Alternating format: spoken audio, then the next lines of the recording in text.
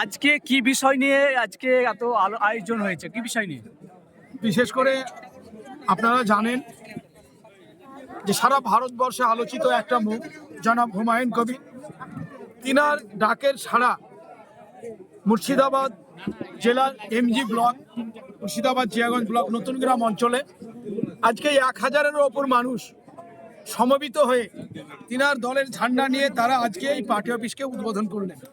এবং party office উদ্বোধন করার পরে এই অঞ্চলে অঞ্চল কমিটি একটা তৈরি হলো এবং তাদের ঘোষণা দেওয়া হলো।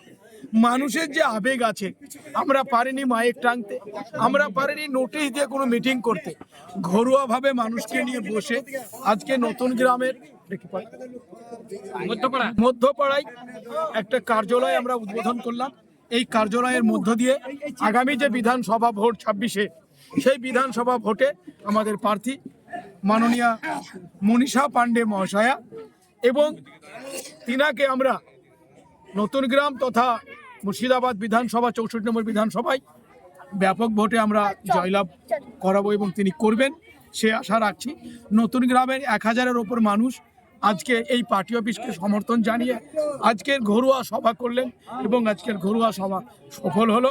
প্রত্যেক মানুষকে আমরা একটা কথাই বলবো যে হিন্দু, মুসলিম, জৈন, খ্রিস্টান সকলে মিলে হুমায়ুন কবিরের হাতকে শক্ত করুন, ভারতবর্ষের স্থাপত্য ইতিহাসকে বজায় রাখুন এবং মানুষ দলমত নির্বিশেষে সঠিকভাবে তার অধিকার নিয়ে বাঁচতে শিখুন।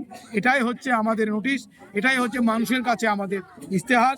কারণ ভয়ভীতি একমাত্র কাটিয়ে তোলার নাম মাননীয় জনাব হুমায়ুন কবির সাহেব, তিনি আমাদের সঙ্গে আছেন। এই ছিল আজকের কর্মসূচি। আপনাদের মাধ্যমে আমরা মানুষকে একটা কথাই বলতে চাইছি, সারা পশ্চিমবঙ্গের প্রত্যেকটা বিধানসভায় যেখানে দেখবেন জেইউপি পার্টি বা জোট প্রার্থী আমাদের থাকবে, তাদেরকে আপনারা বিপুল ভোটে জয়যুক্ত করবেন, এই আশ্বাস আমরা রাখছি।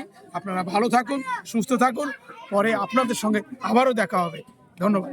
আপনার নাম কি? আমার নাম ডাক্তার সাফিকুল ইসলাম, আমি প্রেসিডেন্ট মুর্শিদাবাদ লোকসভা জনতা উন্নয়ন পার্টি। ওকে।